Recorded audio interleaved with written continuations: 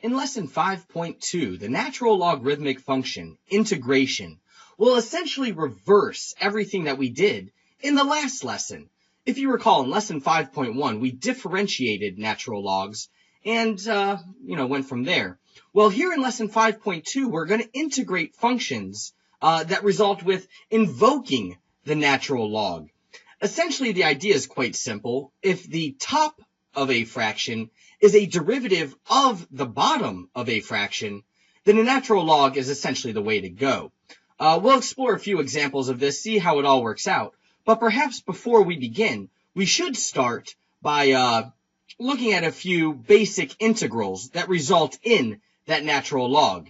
As such, let's go ahead and take a look at the box on the right side of your notes now. So, as I said, the idea here is pretty simple. If the top of the fraction is a derivative of the bottom of the fraction, then we can actually write this as the natural log of the bottom of the fraction plus c. Now, usually it's not quite so simple as simply 1 over x dx. Many times we'll have functions that are involved in these fractions. And in fact, quite often we'll see things that are written in this kind of form, du over u, where, of course, the top, as I said, is the derivative of the bottom. And again, if we end up with something like that, it's nothing more complicated than simply writing the natural logarithm of the denominator plus c. Of course, you can differentiate this and see that this is actually the case. If we differentiate the natural log of u, what we're going to end up with is simply 1 over u times the derivative of u. And you can see that that brings us right back to where we started. So that's what we're looking for here. We're looking for the top of the fraction to be the derivative of the bottom of the fraction. And then we invoke natural log, and we're good to go. So with that behind us, let's go ahead and take a look at example A and see how this all works out in action. And so in our first example, you see that on the top we have an x, which is good. And then on the bottom we have this square root of 9 minus x squared. Now, what I'm going to suggest here is a whole lot of u substitution. In this particular problem, let's let u be the function that is inside the square root, that is 9 minus x squared. And if we do that, of course, du will simply be negative 2x dx. Now, looking in this problem, of course, we only have an x on top, where what we need is that negative 2x. But that's really no big deal. We can throw a negative 2 on here, so long as we balance that with a negative 1/2 on the outside. And now if we take a look at this, this can certainly be rewritten as negative 1/2 times the integral of, well, you see we have du on top. And on the bottom, we simply have u to the 1/2 power. This is an easy integral to do. Of course, we might need to rewrite this as negative 1/2 integral of u to the negative 1/2 du. But either way, this shouldn't be too difficult. Let's see how this looks. If I want to evaluate this, I'll keep my negative 1/2. I will take u to the positive 1/2 power and then divide it by 1/2. And of course, these two halves here will cancel out. So let me go ahead and cancel these out real quick, that 1/2 and that 1/2. And you can see that, I forgot my plus c, of course. But you can see that all we're left with here is simply negative u to the 1/2 power plus c. Now, to complete this integration, I do need to unsubstitute, if you will, the u. And so what we're going to end up with here is simply negative the square root of u, which, as we said at the beginning, is 9 minus x squared. So there it is. Go ahead, try differentiating our result and see if you don't end up right back where we started. And that's how we integrate things where the top is a derivative of the bottom. Is it always this easy? Well, not necessarily, but a lot of times it's not as hard as it looks. So with that, let's go ahead, take a look at our second example, where again, we're going to have to play around with the integral a little bit, but I'll argue it's not so bad. Let's take a look. All right, so example B is a fun little problem. I've told you to be on the lookout for when the numerator is a derivative of the denominator. Clearly, that's not the case here. But notice that the numerator is a higher degree polynomial than the denominator is. And that's an indication that we should probably go ahead and do some polynomial division here. Now, I assume you know how to do polynomial division, but just in case you're a little rusty on it, let's go ahead and do that. Now, if you're okay with doing polynomial division on your own, you can go ahead and skip to a few minutes ahead. But if I go ahead and do this here, I'll have x cubed plus 0x squared, because remember, I need to account for every degree of x when I'm dividing, and there is the rest of my denominator. Now, if I go ahead and divide that by x plus 5, let's see how this all works out. How many times is x going to go into x cubed? Of course, that's going to go in x squared times. Now, if I take my x squared and redistribute it to x plus 5, that will give me x cubed plus 5x squared. And what I can do now is go ahead and subtract that. When I do that, of course, the x cubes cancel out. That's a good thing. And I'll end up with negative 5x squared minus 6x minus 20. All right, so once again, how many times is x going to go into negative 5x squared? And you should be okay with saying that would happen negative 5x times. So again, let me go ahead and distribute it. That will give me negative 5x squared minus 25x.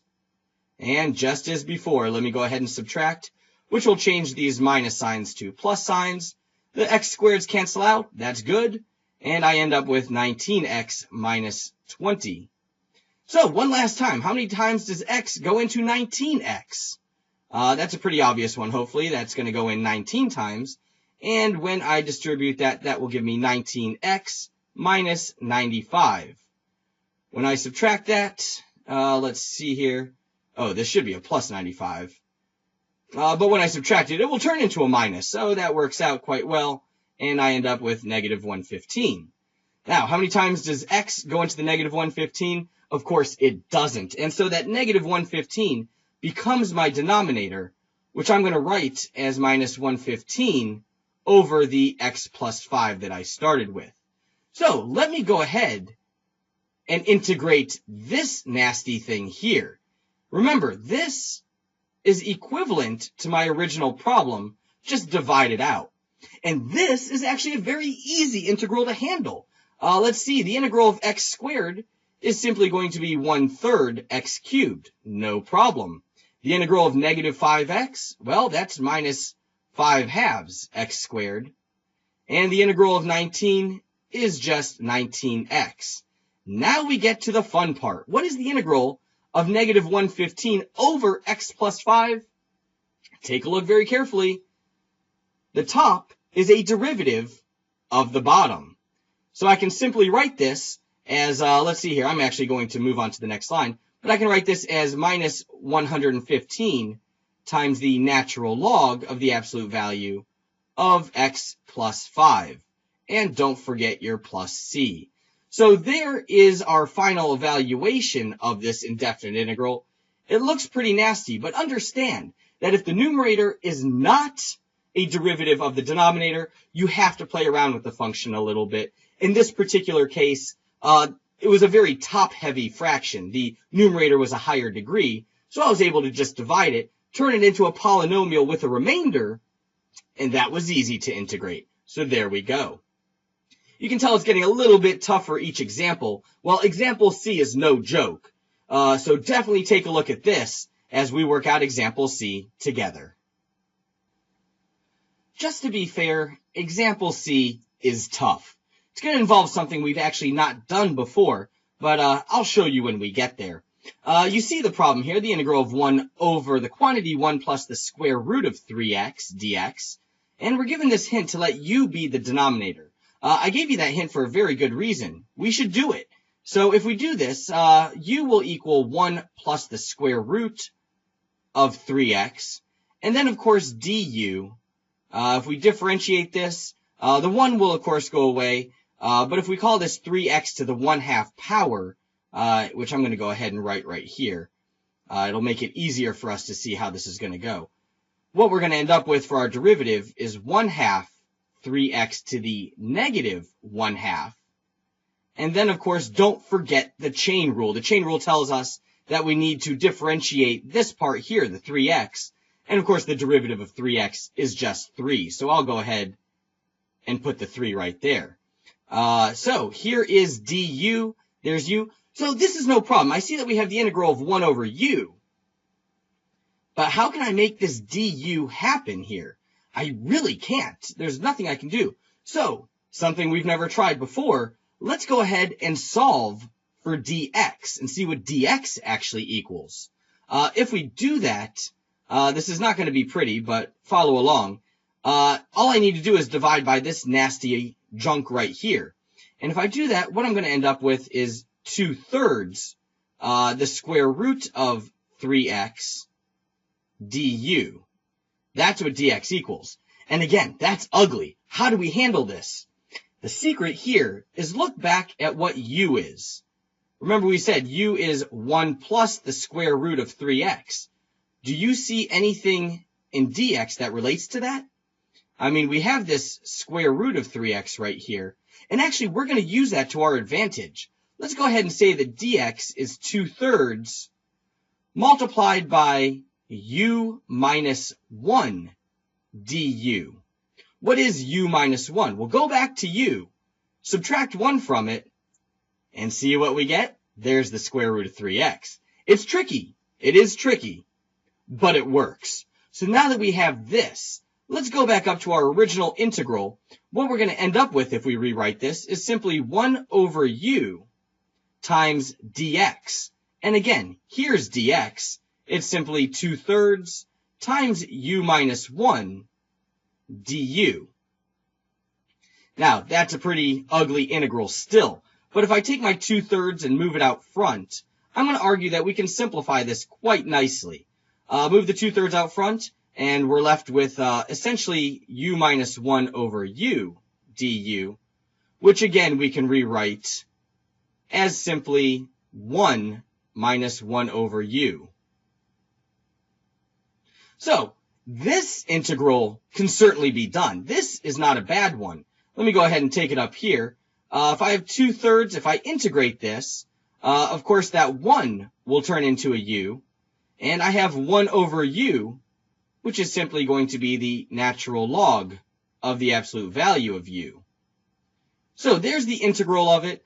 All we really need to do now, again, unsubstitute the u's, and what we're going to end up with is 2/3 times the quantity. We have our u, which is 1 plus the square root of 3x from above, minus the natural log of 1 plus the square root of 3x, again, from above. Now, can I simplify this further? Perhaps, perhaps not. But I'm going to go ahead and leave it as it is because it's sufficient enough. Is it pretty? Absolutely not. But is it correct? Absolutely so. So there we go. It's kind of a nasty problem. And again, this is our first experience with the necessity to solve for dx. But it could pop up again. When you're doing your u du substitution, if you can't make du happen, then solve for dx and substitute that in. Substituting in for dx is no problem because dx will always be in the integral that we're dealing with. So there we go. It wasn't pretty, but it did work. And with that, let's go ahead and move on to example D. And example D is one of those old slope field questions, always a good time. So it's telling us to solve this differential equation that we're given here, and then to graph 3 solutions of that equation, including the solution that passes through 0, 4, which is this point right here. Well, we can actually go ahead and graph these without ever solving the differential equation because we have the slope field. In fact, I'm going to argue that the graphs would look something like this, more or less. And of course, I can't graph very well drawing on this graphic tablet, but hopefully they would look something like this. In fact, that's quite hideous, but you get the idea. So, what is the actual function that fits this differential, goes on this slope field, and passes through this point 0, 4? Well, to do all that, let's go ahead and solve the differential equation. What I'm going to do is begin by multiplying both sides of the differential by dx. By doing that, I'm going to get a differential equation in a form that I'm more familiar with, the dy on one side, the dx on the other. How do I go about solving this? Well, of course, all I need to do is just integrate both sides. When I integrate dy, that's of course just going to turn into y. And when I integrate the right side, 2x over quantity x squared minus 9, the top is a derivative of the bottom. If you want to, you can go ahead and do a u substitution. U would simply be x squared minus 9, and du would, of course, be 2x dx. But it might not be necessary for you. Perhaps you see it already happening anyway. So what we're going to end up with either way is y equals the natural log of the absolute value of x squared minus 9 plus c. Go ahead, invent your own values of c, and try graphing them in your calculator. I bet they do show up something along the lines of these terrible graphs that I'm drawing here. But if we want the actual function that passes through the point 0, 4, then let's go ahead and do some substitutions and algebra this thing out. Of course, y is simply going to be 4, as given by the point 0, 4. We have the natural log of x squared minus 9, and then plus c. Now, we can't do the natural log of a negative number, but that's why the rules state that it's the absolute value. So what we're going to end up with here is 4 equals the natural log of 9 plus c. Of course, it says negative 9, but absolute value of that, we end up as such. And so what am I going to end up with for c? Well, of course, c is just going to be 4 minus the natural log of 9. And what that means is that the solution to this differential equation that passes through the point 0, 4 is actually going to say y equals the natural log of the absolute value of x squared minus 9 plus c. And of course, we just found c, which is 4 minus the natural log of 9. Is it ugly? Once again, yes it is. But go ahead, graph this in your graphing calculator and see if it doesn't show up something along these lines. And notice that it does in fact pass through the point 0, 4. Success. All right. Well, with all that being done, we're going to move on to example E, which involves doing the integral of a tangent. Unfortunately, we haven't learned the integral of tangent yet. We know how to differentiate tangent, but what's the integral of tangent? So tell you what, before we get to example E, let's take a look at the integrals of some basic trig functions. Here we go. Fortunately, we've already covered the integral of a couple of these trig functions. We know that the integral of sine u du is actually negative cosine u plus c. Of course, if you forgot that, just go ahead and differentiate negative cosine u and see that you don't get the sine u du. We've also already covered the integral of cosine u du, which is just going to leave us with sine of u du. So those shouldn't be anything new here. But here's the integral of tangent u du, and that we don't know. We know that the derivative of tangent u is secant squared, but we're not differentiating here, we're integrating.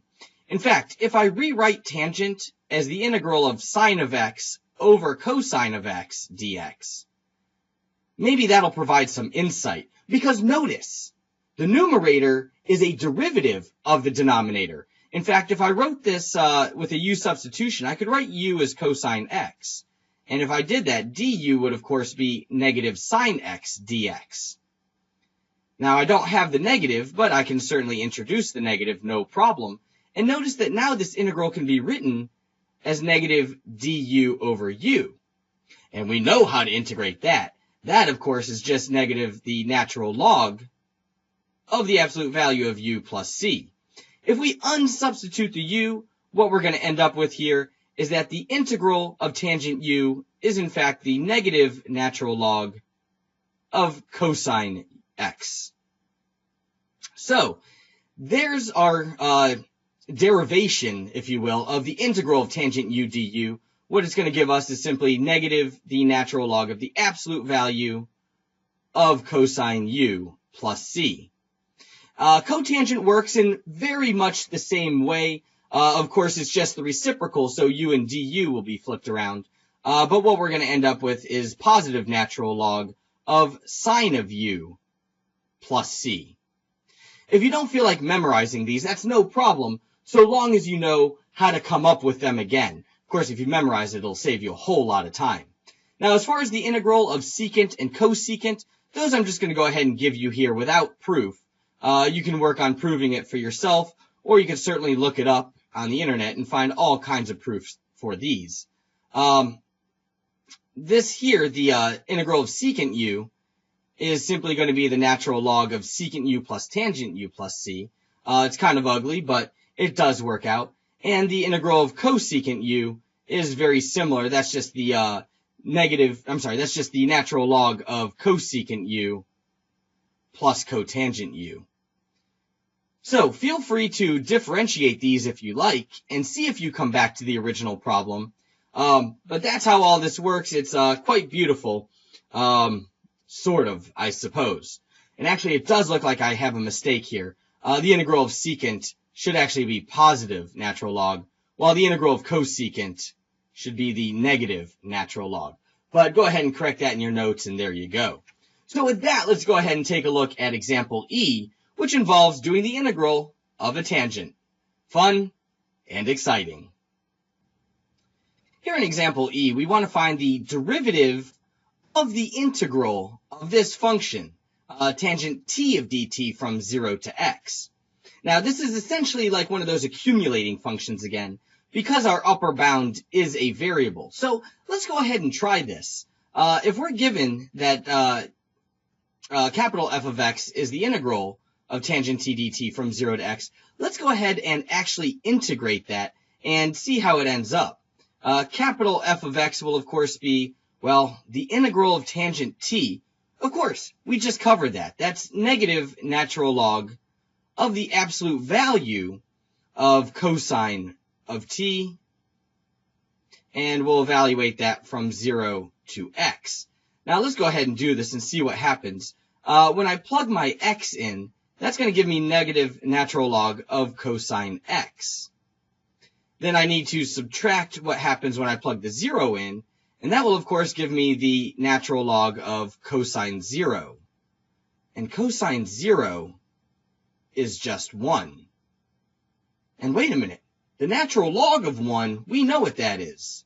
The natural log of 1 is just 0. So what do we end up with here? We end up with capital F of x is nothing more than the negative natural log of cosine of x absolute value. Of course, we don't need our plus c because this is a definite integral. So there we go. Now, let me take it one step further because the problem is asking us for the derivative of capital F of x. So let's go ahead and differentiate. On the left, I'll just have capital F prime of x. And on the right, let me keep my negative sign. But we learned what happens when we're trying to differentiate a natural log. We'll simply put the function on the bottom. There's our cosine x. And we'll put the derivative of that up on top. The derivative of cosine is, of course, negative sine. So it looks kind of like that. And in fact, if we simplify this just a little bit, we have two negatives that'll cancel out. And we have sine over cosine. And sine over cosine, as we know, is just tangent x. So, how interesting. The derivative of the integral is just right back where we started. Now, of course, you should have said to yourself before we even began this, well, isn't this an example of the second fundamental theorem of calculus, the accumulation function? And yes, it is. So you could have skipped straight from the top right down to the bottom, and you would have gotten it correct. However, I just wanted you to see how the whole thing works out and how we integrate these trigonometric functions. So there you go. I promised you fun and excitement, and I certainly delivered on that. So let's go ahead and take a look at one more type of problem that we have seen in the past. Example F will be an average value problem. This is going to be good. Of course, in order to do an average value problem, we need to remember what the average value actually means. So let me go ahead and remind you really quick. The average value is simply 1 over the width of the interval times the integral over that interval. And there it is. So that is our average value formula, if you like. But think of it as a concept rather than a formula, and it might be a little bit easier for you. And we're trying to find the average value of this function over the interval from 2 to 4. And so what are we going to do? Well, let's just go ahead and run it through here. The width of this interval is, of course, 2. So I'll have a 1/2 outside of my integral. We're going from 2 to 4 of, well, I have this constant 4 hanging out, and I'm actually going to go ahead and move that 4 to the outside. So what I'm left with is x plus 1 over x squared dx. Now, if you look at this, you'll clearly say the top is not a derivative of the bottom, so I don't really see where natural log comes into play. But if we go ahead and write this out a little bit, I'm actually going to distribute this x squared underneath the x plus 1. What I'm going to end up with is a 2 on the outside. We're integrating from 2 to 4 still. But what this integrand is going to become is actually 1 over x plus 1 over x squared, which I'm going to call x to the negative second. Now that we can integrate. And notice now we have a 1 over x. So that's going to introduce our natural log. I argue that it's going to look something like this. We'll have the natural log of the absolute value of x. And then the integral of x to the negative second is actually just 1 over x with the negative out front. So if we evaluate that from 2 to 4, let's see how this looks. We'll have 2, and when I plug my 4 in, of course, we'll have the natural log of 4 minus 1/4. And then when I plug in my 2, I'll end up with the natural log of 2 minus 1/2. From here, it's just a matter of simplifying. So let's see how this is going to look. I'll keep my 2 on the outside, but on the inside, I have natural log of 4 minus the natural log of 2. If you remember your natural log rules, all we really need to do is divide those numbers, the 4 and the 2. And what we end up with is the natural log of 2. As for these fractions, we have negative 1/4 minus negative 1/2. And you should be okay with that equaling positive 1/4. Now, if I want to, I can go ahead and distribute this 2. And if I do that, I'll have 2 natural log of 2, which is equivalent to natural log of 4, plus the 2 times the 1/4, which is, of course, just 1/2. And that right there is the average value of this given function over the interval 2, 4. All right. So here in this lesson dealing with natural logs, or rather integrals that result in natural logs, we've done a lot of stuff. We started by looking at very, very simple examples of integrals that result in natural log, where the top is simply a derivative of the bottom. Now, sometimes we discovered that it's easier to do a little bit of u substitution in order to force that top derivative of bottom from happening. So feel free to u substitute anytime you like. But after enough problems, and hopefully after this assignment, you'll be able to just eyeball it and see when that will result in a natural log. Of course, as far as simplifying, sometimes we had to go ahead and divide polynomials in order to get that thing to happen. And then we even did a problem where we had to solve for dx and substitute that big nasty thing in for the dx part of the integral. But they're just different techniques to use in order to get that integral to be, well, integrated, I guess. So we did some of that. After that, we took a look at the integral of some basic trig functions. The sine and cosine we should have already been okay with, but the tangent, the cotangent, the secant, the cosecant, now we're good with those as well. I even presented a proof of why tangent works, and you should be able to apply that to cotangent if you so choose. From there, we looked at some applications. We looked at a slope field and differential equation, and we'll continue to look at slope fields as the year progresses. And then we even looked at an average value problem. So we're reaching back in time for applications that involve things that we're doing now. That's the beauty of the calculus. So just remember all this stuff, and remember that if the top is a derivative of the bottom, then you should certainly invoke the natural logarithm. Recall that as you're working on this assignment, and as always, good luck.